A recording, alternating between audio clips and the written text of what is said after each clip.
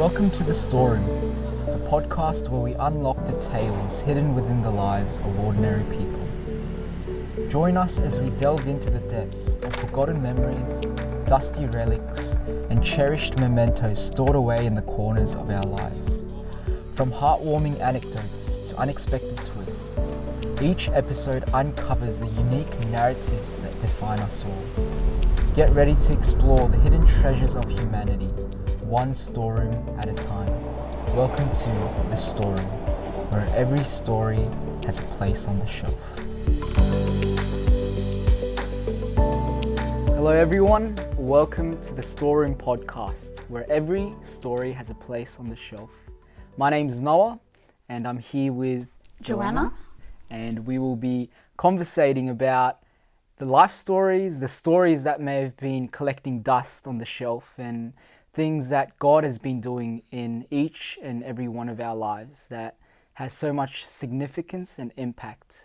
So buckle up, let's get ready to hear the story of Joanna, and let's start. Yeah, thank you. I'm so happy to be here. Thank you for inviting me for the first episode even. Yeah, exactly. It's our so special. It's our absolute pleasure. We love having you here, and it's just a blessing to even get this started, right? Right. And you are indeed the first episode for our Storeroom podcast. So what were your first impressions when we asked you of joining? Oh, well, it's very interesting because I remember we just started talking about the idea of a podcast like a week before. Like, I think it was like when I first heard about it, it was still like, in the infancy stage. And then all of a sudden everything was happening. Oh, we had a meeting on a Wednesday, or and then everything like, oh, we need a logo, or we need this. And like, we're recording the next Sunday, and then like, you're going to be a guest. And I'm like, we just started talking about it, really? It happens all of a sudden, right? Yeah, it's so fast. That's the beauty of it. Absolutely. And I'm so excited to discover how God's been moving in your life and so many other people's lives. And that's what this podcast is all about, the Storeroom podcast. Absolutely, right. And I can't wait to share my story too.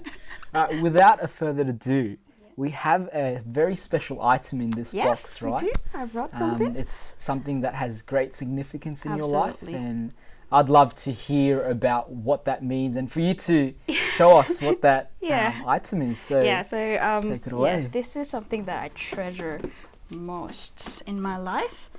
My mom actually gave this to me when I moved to Australia, because she has been keeping this for the longest times when I was born. So I am the eldest, but before me they've tried 2 more times, and both of them got taken away, and now they're in heaven. So when they had me, I was so special to them, because kind of like a miracle baby. And because she was so excited, she documented everything in this notebook from the first month all the way for my first year. So all my milks, my dresses, who gave me dresses, and who was taking care of me, even dates, like if you go March 31, that's 1986, by the way. 1986, this one, 1986. So this is very old. And my first trips, like first trip to a location, second trip as a baby. This is like super documented. Everything is in here. Yeah, wow. So this is one that I treasure the most because of how much they have treasured me. I'm surprised that this has survived through the decades until now, right? And it's in such a good condition. And I have like dedications from different people from the church, because my parents are pastors. I did not know that, but now I know. Wow. So they're pastor of a church, and when I was a baby, everyone was celebrating with them. So when they finally had me, they gave this notebook around, even that, like, to have it returned to them in such pristine condition, aside from coffee stains, obviously. Adds character to it, right? Yeah, absolutely. And so, I have like people here that have like testifying on how cute I was as a baby, or like dedications of I hope you get used by God when you're older and things like that. It's so encouraging because of the amount of people that have loved them and then also have loved me. Yeah, wow. It kind of goes to tell that from the beginning of your birth that you weren't alone. That you were surrounded by an environment, a family, a church community. Yeah, absolutely. And that's very significant. And I love how you were mentioning how your parents are a pastor, and there seems to be so much stories and things that are yet to be discovered, right? Absolutely. So can you tell us a little bit about your background, how you were brought up and how you even ended up in Australia, like the journey towards that? If you can give us a bit of a glimpse. Oh yeah, absolutely. So I was born into the church family. My parents have been a pastor for the longest time, I think. My mom was the one that became a Christian first, and she was the youth leader in university and everything, leading the whole like uni gatherings and things. And my dad didn't know God yet then. He actually went to a church where mom was preaching, and then saw mom, and then wanted to pursue her more than becoming a Christian first. And so that's their love story. And then they started a church once they became got married and everything. And 23 years, I think, we had that church when we moved to New Zealand first. Yeah, and that has, I think, grown into maybe 15 daughter churches. And and my 15 Can you daughter kind of churches. expand on what you mean by daughter churches? As in like they're covering 15 more churches under them. So like when we have annual gatherings, and it's massive, it's huge, just because they have like 15 other ones. That's right. Yeah. And then my dad is also like a head of the whole region. Oh wow. Yeah, so they're always away most of the time, and then we go to conferences when we don't have school. So during summers we're always somewhere else. And the thing with that is that because it's so big, like their reach is so big, everybody knows us, but we don't know everybody. That's right. So like wherever we go, like any town, like within the Bicol region, they'd be like, oh, I saw Pastor All's daughter, or things like that, or like she was doing this and blah blah. So yeah, wow. Yeah, so that's how we were brought up. And after 23 years, we moved to New Zealand.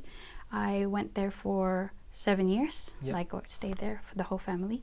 And then I moved to Australia, and now I've been here for almost 12 years. 12 years, yes. Wow. And myself, I've been in Australia since the beginning of my life, right? And I've never really moved to a different country. What was that like for you, transitioning from the Philippines to New Zealand to now Australia? Like, how did you process all those changes? Well, initially, I'm actually thankful that I went to New Zealand 1 year after they've already moved. So my parents went to New Zealand first, my parents and my two sisters.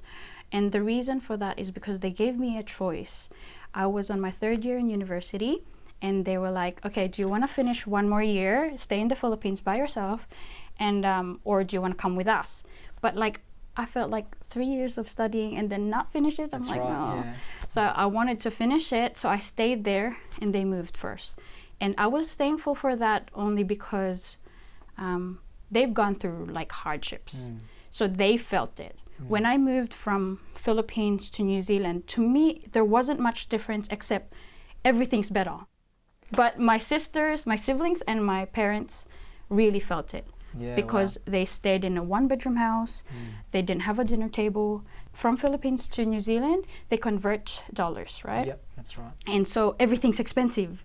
So even the chips for like $3, if you convert it to Filipino peso, it's too expensive. Like, how do you even justify that? So they share little chips. They share a Coke, like between the 4 of them, and they had that kind of life for like 3 months, they said, until they like, we need to stop converting, because if we convert, we're not gonna eat and enjoy life. Yeah, that's right. So, and then they moved from a 1-bedroom house to like a bigger and bigger house.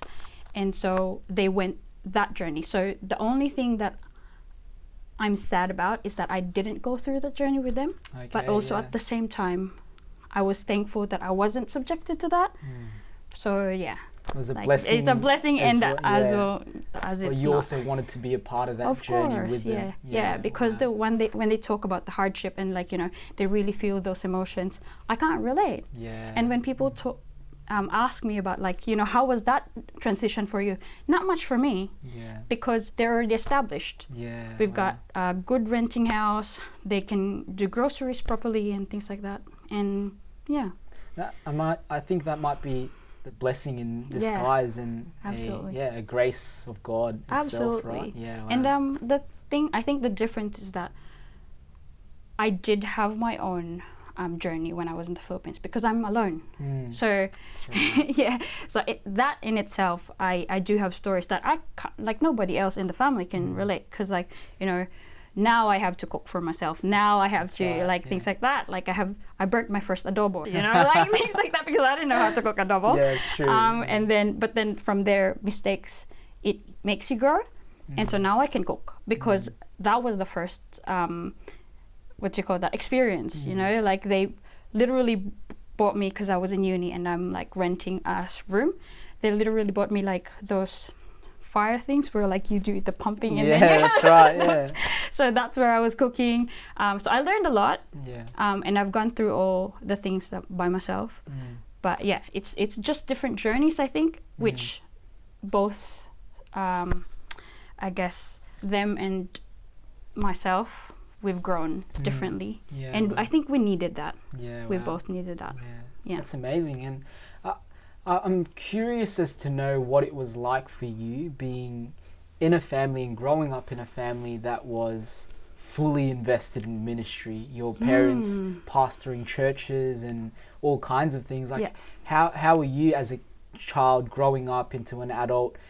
How did that affect you? What was it like for you growing up in that? Wow, okay, we're really unpacking things. Yeah, I'm digging. Well, I remember really not liking it so much, and I really didn't want to use the word hate here, Okay. only because I really enjoyed serving with the church as well. But because their reach is so big, and we were always on the limelight, when you're a kid, your world is so small. Your world is whatever everybody tells you and whatever you see. So because everywhere I go, people know me, and whatever I do, it goes back to my parents or things like that. It felt so small because of the reach that they had. So I really didn't like it. So because I felt like I didn't have freedom, right? And so when my dad has always wanted me to marry a pastor and things like that. And I remember growing up and I said, I will never subject my kids to this kind of environment, because that's how I felt as a kid. And so that was a bit hard. But looking back at it, there's a lot of things that Jesus has taught me, and that community has helped me in, you know, service. And now, like, my love language is service, and I really love serving people and things like that. And I really hope that I've grown up faster, because then I would have enjoyed that journey more back in the Philippines. But yeah, so growing up, it's a bit difficult being subjected to that. Yeah, I that's think. right. There's a lot of pressure, right? And I think, not myself, I'm not speaking, I might be speaking for some others as well, but the people, the kids, my friends who are pastors' kids, you know, there's this stigma around that, where there's this constant pressure or this standard that they're supposed to live up to. And I guess to a certain extent, even if it's not intended, as a child growing up in this world, it's just inevitable where there's some kind of pressure where you see people looking at you, right? And seeing a certain standard, upholding you to a certain standard. So for yourself, how did you kind of progress from being in that position where your parents are pastors and they're involved in ministry, and you feel that pressure of being upheld to a unrealistic standard? How did you transition from that into a true, real personal relationship with God, you know? My parent, I think it's massive I guess, influence from my parents, because we, as much as we do, what do you call that, Sunday preachings and learn from that, we do a lot of family Bible studies. Okay. And because of that, we do get to ask questions and go into deeper understanding of our relationship with God and what we're going through, and how we can use the Bible to search for that truth. And that's the reason, I think, how I transitioned from, like hating that kind of like environment into like, let's focus on our personal relationship. Let's walk with God and like get transformed into, what God really wants us to be. And a lot of healing. There's a lot of healing that happened, even more so from New Zealand to, my journey from New Zealand to Australia. And with their help and patience in explaining the Bible and really just showing love to us. It helps a lot. Yeah, wow. Yeah, I love that. Yeah. Yeah. And I wonder what sparked that difference in direction from hating the circumstances you were in. Was it one that was gradual? Was it a steep turn? What was it that sparked it for you? Well, I realized how much I loved it when I didn't have it for a while. Wow. Yeah. So I moved to, when we moved to New Zealand, we were still within the church ministry, because my dad moved to New Zealand as a pastor as well. And but when I moved to Australia, trying to find a church here was very hard for me, because of the, I guess, experience that I have in the Philippines and the standard that I obviously put my father as well, and I'm trying to find that similar, I guess, style of preaching or understanding of the Bible. Yep. And I had a hard time trying to find that where I didn't go to church for a while. Yep. And so when I go to church, like I can feel it, like this is what I want, but I can't find where I need to be. Yeah, wow. So for the longest time, I've been trying to find a church.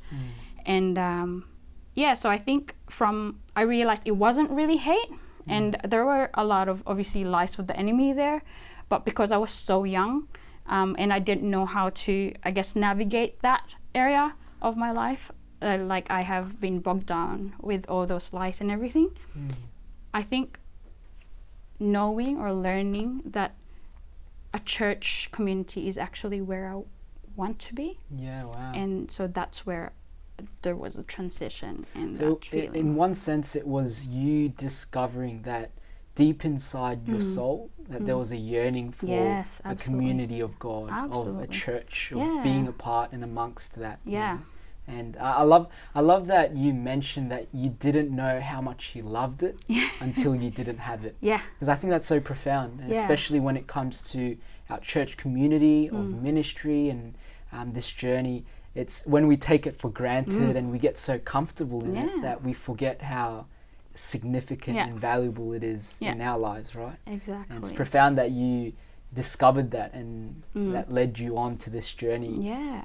To here, Exactly. which is Western Sydney Community Church, right? Exactly. And I remember you mentioning that you were struggling to find a church, right? And you've been planted here for a while now. Yes. And it's our blessing and pleasure to have you a part of our community. Me too. I feel the same. We would love to know more about what that struggle and journey of finding this church was. Yeah, of course. Well, I actually didn't have a church for more than 10 years. Wow. Yes. Wow. We tried. We really did. As in like local churches, and we tried Hillsong. We tried everywhere. But where we go, and like every church has different journeys. So there's nothing wrong with the churches. I think it's where God has called you, right? And to me, obviously, as you know now, WSCC is really where I belong. I love that. And trying to find that was the journey that I had to take to grow in my walk with God as well. Because during that time, there's really no community that I can run to or like talk with. So my journey with God has strengthened because He's the only one I can talk to. He's the only one I can walk with. He's the only one I can ask questions or like pray to or like even pray with. As much as my family, I can talk to them, but they're so far away. Video call can only like feel so much. That's right. Yeah. So it is the reason why my walk with God has strengthened. And to that, I think my journey with trying to find a church is like just a place of belonging, I think. And, you know, I found that what I was trying to find is really for me, like the same understanding of the Bible in the same direction. And I've always told my parents that I didn't belong anywhere because we believe kind of differently, not believe differently, because as a family, because we do Bible studies, we don't actually believe in a sense where, like, you know, we belong in a born-again Christian belief or like a Baptist belief or a Pentecostal belief. We actually call our family Bapticostal because it's a merge of a Baptist belief and a Pentecostal belief kind of thing.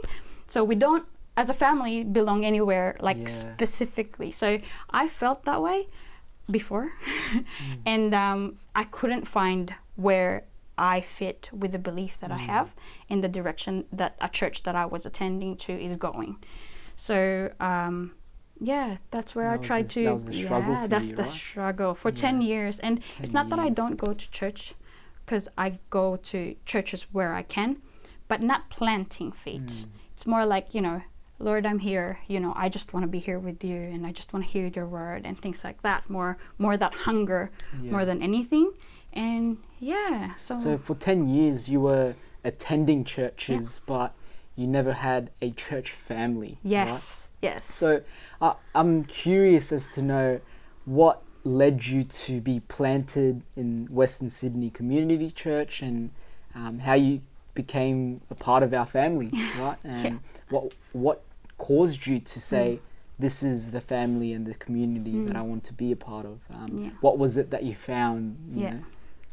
Well, it's very interesting actually, because my auntie that lives here, she knew that I was looking for a church for the longest time, and she's been inviting me to her church, and I've attended her church, but like it just didn't feel right.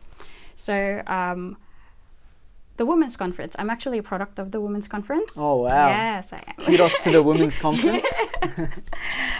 So she was, Tita Rima is her doctor. Yes. There we go. There's a connection there. Yes. And so she got invited by Tita Rima to go to the women's conference. She invited me. And then I said, oh, that's interesting. And I'm like, I'll think about it.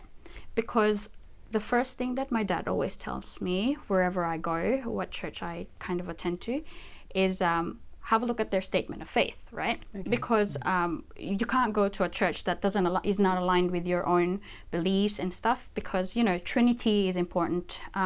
If they don't believe in that, then, like, you know, that's a major thing. That's right. And there are churches that, as much as other things are aligned, they don't believe in the Trinity. And so I was looking, so she told me, oh, WCC, I was looking at the website. There's no statement of faith. I don't know. I'm like, I have no idea. And I Googled, you guys, it's not coming up and things. But good thing, and I asked my auntie, I was like, do you know their statement of faith? And she's like, no, I don't know. I can ask. And I'm like, oh, don't worry about it. And things like that. Maybe it's not the one. Like, maybe I'm not going to go. So I haven't said yes to her yet. Good thing I have a friend, and he's a pastor's kid as well, and he knows a lot of churches in the West. So I told him, I'm planning to attend a women's conference. It's called Western Sydney Community Church. Do you know anything about it? Would you know their statement of faith? And he's like, no, I don't know, but let me look into it. And so he found out that you guys were covered by Foursquare before, or something like that, similar to Foursquare. And I looked into, I'm like, oh, that's good, because then I looked into the statement of faith of Foursquare, because obviously you're going to be covered by someone that would be aligned to your belief system. And so when I looked at it, it's like, oh yes, okay, everything's good. And so I said yes to my auntie. So basically, that's where my journey for with Okay, yeah. WSCC started. Came to the women's conference, and yeah, everything happened from there. With a 10 plus year long journey of struggling to find a church community, Word for the World was, from what I know, the governing, group, organization. No longer, but it used to be. And I love that you were looking for the statement of faith. And what sounds to me is that you found the statement of faith in the people you met and interacted with on that women's conference, right? Yes, absolutely. And saw it for yourself in a real manner, in a relational manner, which is such a powerful thing.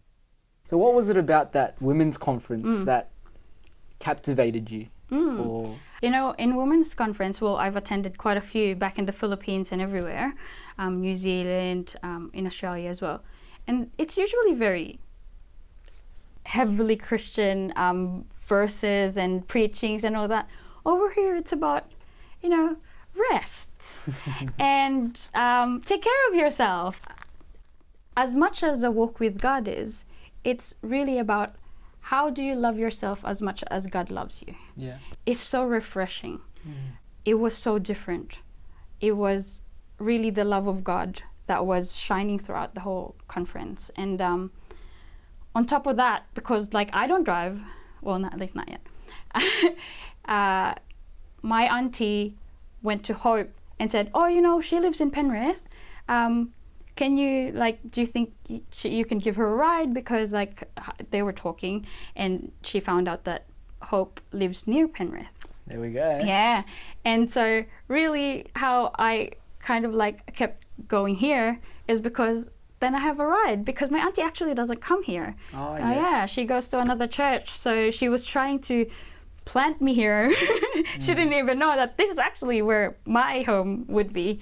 And she facilitated the whole thing. And so I was very thankful with the people here from the women's conference, even because they already welcomed me so much. Tita Gemma was walking around going you're already part of the WSCC family. I'm going to see you next Sunday, okay? And I'm like, what? Okay. So you were basically family from there on. Exactly. And Tita Rima was so excited that my auntie came and I came. And so it was really good. That's powerful. Yeah. From one encounter and this gathering that you joined to now being a part of the family, right? So what was it like for you since the women's conference of attending our church? Because I guess it wasn't a instant, all right, this is where I'm going to stay for the future. Yeah. But it would have been a gradual decision, right? Yeah. So how was that for you? Amazing, because there was a lot of confirmations and God confirmations that was really made me think that yes, this is where I need to, or I want to plant my feet, or this is where God has called me. So the first one I remember, after the Sunday, I went to work. I think it was on a Wednesday that week. Is it a Sunday or after the women's conference even? I was walking to work and I was talking to my mom over the phone while I was walking, and I said, there's this church that I went to and the conference was amazing and da da da da da. And but I don't know if this is going to be the church that God will put me. And then there's this sign that said this is where you will be, as in this is your place to be, or something like that. And I was literally held my breath, and I was telling to Mom, you wouldn't believe what sign I just read right now after I said I don't know if this is my place to be, and it said this is your place to be. Wow. It was amazing. I had goosebumps. I'm still having goosebumps. I'm having goosebumps now. Yeah. I took a photo of it. If I find it, I'll send it to you. Yes, But that was a sign that was Mom, this is crazy, but this is, and she was oh yeah, have a look at it and attend the next Sunday and things like that. And then on the Sunday that Hope drove me to church, she was actually telling me about the direction of the church and the history of the church and everything, and she asked me about my spiritual journey, and I was telling her the same thing, where I've been trying to look for a church just to know where I belong. And she told me that WSCC really doesn't have a covering right now because you don't know where you belong as well. And that bit resonated with me because, you know, like, I don't belong anywhere, and WSCC didn't belong anywhere, and because you have a different journey and this is your journey. Like, I literally was like crying, bawling my eyes out, and I'm like, this is the first time we've met, but I'm already like crying my eyes out in like passenger seat. I am so sorry, I don't mean it, but like, that was everything that came out, like, because of how much I really wanted to belong to a church, but I couldn't find one. And now I finally felt like, you know, I think this is it. And so that was the second bit. And there's a lot more God moments where I'm like, yeah, this is why I love WSCC. And then there's another one, and like, this is why I love WSCC. I love that. I love that God was just so intricately involved in your life, constantly and countless times. Absolutely. Right? That He doesn't let you just go a moment without just showing you that you're in His hands, right? And I love that the part where you said that just as you didn't feel like you had a place to belong, that Western Sydney didn't necessarily technically have a organisation or a covering that it belonged to. And it goes to show that just as what the premise of this podcast is, how we're discovering the story of our church community, of this body, of how God's narrating this and also narrating the lives of so many other people's lives. And that all culminating together to become Western Sydney Community Church, right? And I guess we're catching a glimpse of what that looks like in your life. And that's such a blessing to hear that from you. Oh yeah, so much. I am very excited that I already belong, like, with the church now, and where I can really plant my feet and you know, get used by God and, like, you know, help out in the community and belong. This is your place to be. Yes, this is my place to be. So we have this part in our podcast, what we call jars of clay, right? And this is found in 2 Corinthians, and it's this idea of a clay jar that's supposed to represent and reflect God's goodness, God's work in a person's life. And especially when it comes to a clay jar that has been broken once before, sometimes what they would do is they would bring it together and mend it again. And it would be, sometimes they would mend it with gold, sometimes they will mend it with other kinds of materials, and it will be rebuilt into a jar. And I guess this is kind of a image of that. Wow, that looks amazing. There's cracks through it.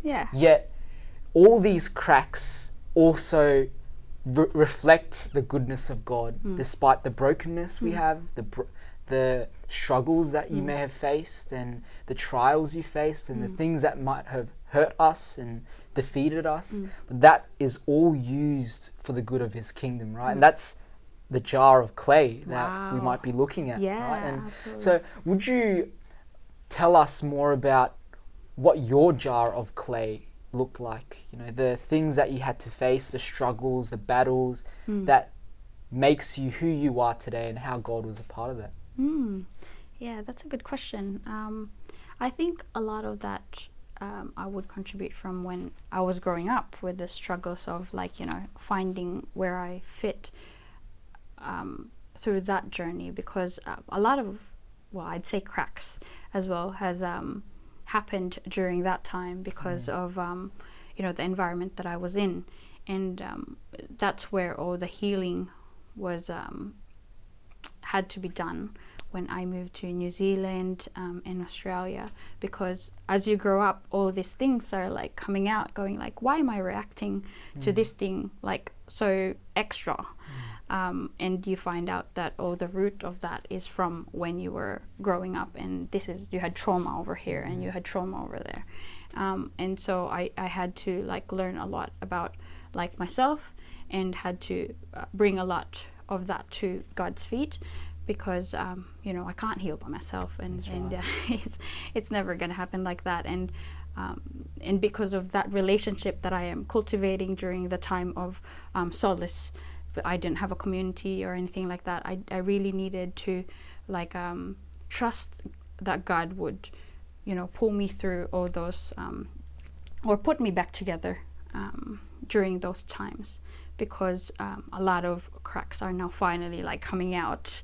The woodwork's going like, okay, I have to ask for forgiveness for this, and I'm still harboring resentment about this. And as he put me back together, I think that's when I finally become whole in him. Yeah, wow. And so I think a lot of that journey is through him, really. Could you tell us a little bit about what that healing looked like for you? Like, was it through people? Was it through the solace, the time of being alone, just between you and God? What were the ways in which God brought about that? Yeah, so my mom is actually like, there's this thing that she spearheaded back in the Philippines. It's called inner healing. Inner healing. Yeah. So a lot of that really is finding the root of your trauma and asking God to kind of like heal that bit, because all of the things that happen to you stems from the really root of your trauma. We call that trauma. So so in that solace, it looks like that, as in solitude, really. A lot of praying, a lot of forgiveness of myself, and a lot of talking to mom in late hours of the night. That's what it looks like. Yeah. And so it actually strengthened my relationship with my mom as well, because they were in the Philippines, they were so busy serving the ministry. They're mostly like in conferences or busy counseling other people. And so when we moved to New Zealand, and especially when I moved to Australia, my parents now, especially my mom, she's not serving the ministry as much anymore.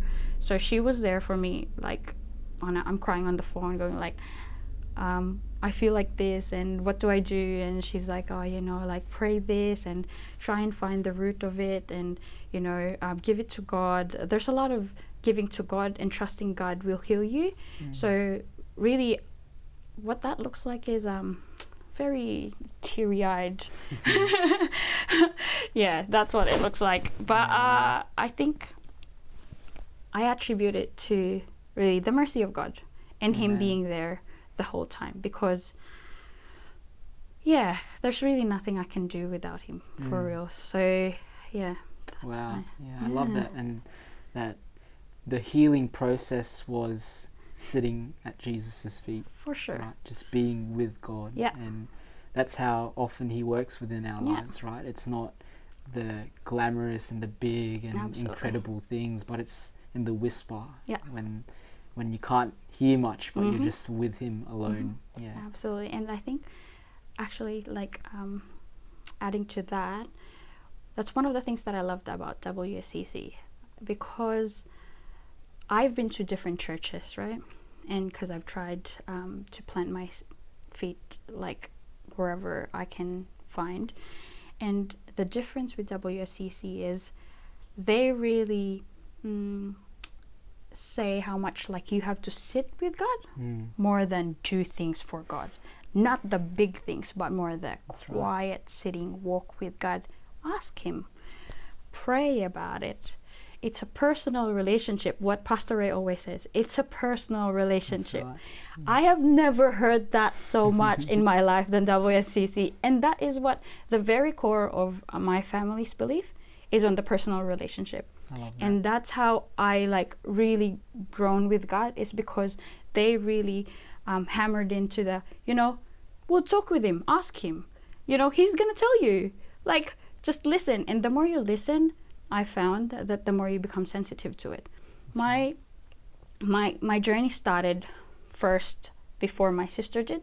So when she's starting her journey, she's like, I can't hear God. I don't know what his voice sounds like. And I'm like, no, just keep asking, because once you find out the first thing that I think he said this, and I'm like, listen to that, and then the next one, it's gonna sound the same, you'd know. Like, because once you know the character of God, you'd know which voice is from him. And once you learn the voice of God, you'd never doubt again. Oh, well, you probably would, because like I would as well. It's like, is it really you? But like once you keep hearing the voice of God, you just kind of know. And there's the peace that comes with his voice anyway. So you'd know. You become familiar with his Yes, voice, right? absolutely. Yeah. And so, yeah, that's what I loved about WSCC in comparison to all the other churches I've been. And that's one of the things that I think really resonated with me and like confirmed that, yeah, this is where I should be. Wow. Yeah. And you know what? In hearing this unique story of yours and this journey of coming to Western Sydney Community Church and becoming one of us, right? Family. Yeah. I just can't help but think that God was not just by accident bringing you here, but that I love how for the 10 years, it wasn't the 10 years of not being with God or distant with God, but you were actually holding on to God and hungering after Him. Absolutely. So the journey was already going on since then. And in the right timing, God brought you into the right family, into the right church, who is also going through that journey and aligning you in with us and becoming one with us. And that's the beautiful story of God's kingdom, of how He works. And for those who are watching and listening, this is what it's all about. This is what the kingdom of God is all about, which is us journeying with Jesus one step at a time and becoming familiar with His voice. And as Joanna said, that's where healing is found, that's where transformation is found, and that's where family is founded on. So thank you so much for sharing your story and being a part of the story. Thank you so much, and thank you for asking me to be here. And not a problem at all. Thank you. Thank you. What an honor.